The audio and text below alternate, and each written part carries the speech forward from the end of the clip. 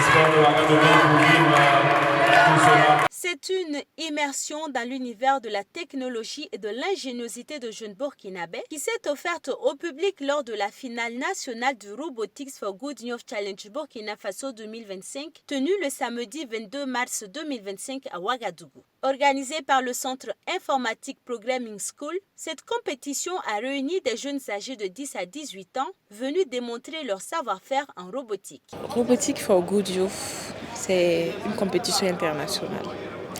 Et il y a plusieurs pays qui l'organisent sur le plan national. Donc il y a Robotics for Good Youth, compétition nationale, et il y a Robotics for Good Youth, compétition internationale.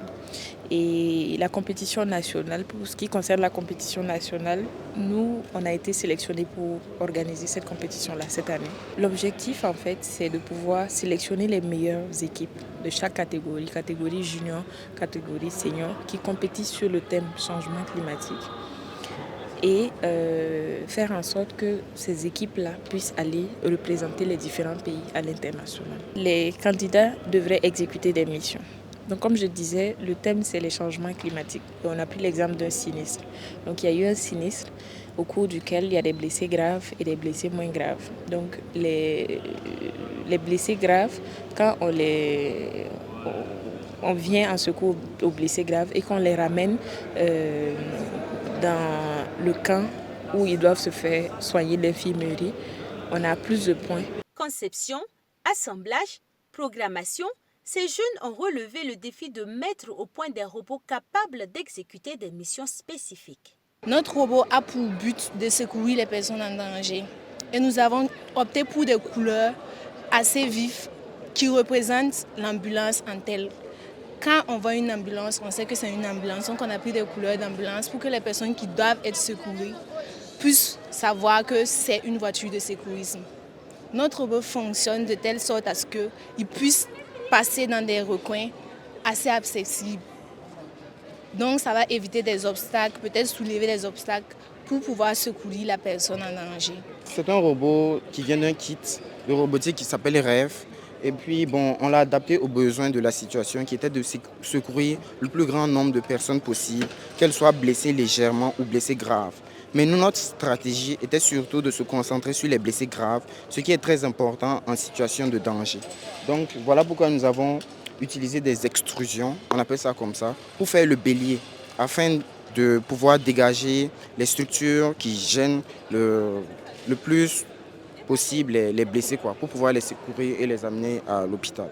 Sous l'œil attentif du jury, les projets se sont succédés, portés par des participants motivés. Pour cette première édition, près d'une dizaine d'équipes étaient en lice. L'équipe ACO s'est imposée dans la catégorie senior, tandis que l'équipe P-School Kids, issue de la structure organisatrice, s'est distinguée chez les juniors. Une joie parce que c'était un peu parsemé de doutes, de peurs, et puis parfois des déceptions. Parfois on n'arrivait pas à le programmer comme on voulait, parfois il réagissait de façon aléatoire.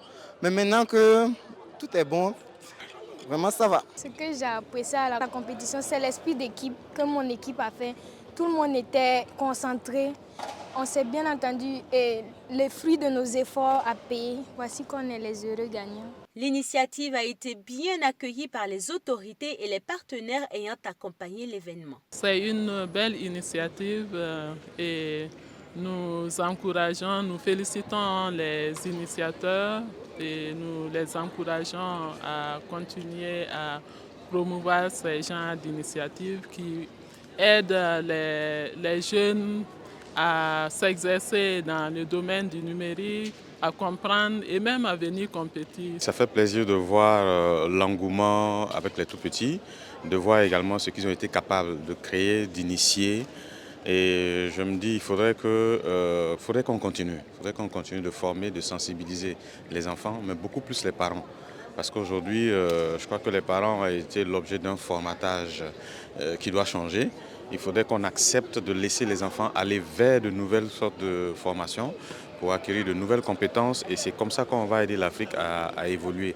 Et avec ce qu'on a vu, je pense qu'il y a de l'espoir et c'est bon d'accompagner ce genre d'initiative pour pouvoir permettre à l'Afrique d'exister et de compétir efficacement.